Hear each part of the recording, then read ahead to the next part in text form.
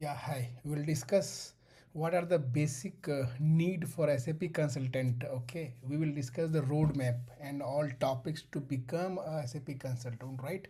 So in 2026, okay, if you want to become a SAP consultant, you should know what is the SAP and how it works, what is the ERP packages, and what is your interest, okay, and which module basically.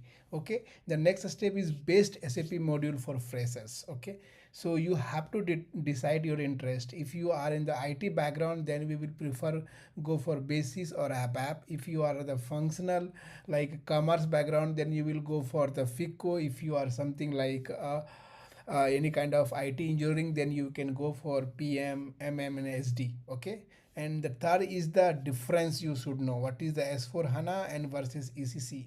Okay, so basically ECC is a database, is a Oracle or SQL, but S4 HANA is a database itself, a HANA database. This is the key difference. Okay, and something is going to enhance, so day by day you will understood. So this is a basic difference. So I would suggest you would go for the S4 HANA.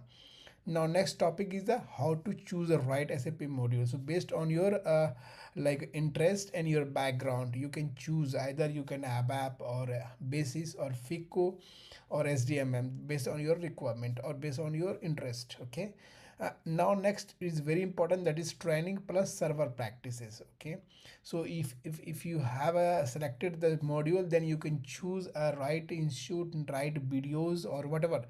Okay, the training materials and all. Okay, then you will have a practice as well. Okay, for this server you need a server as well. Now the next is the daily practice plan for the beginners. You should always practice, okay, around 3 to 4 months regularly.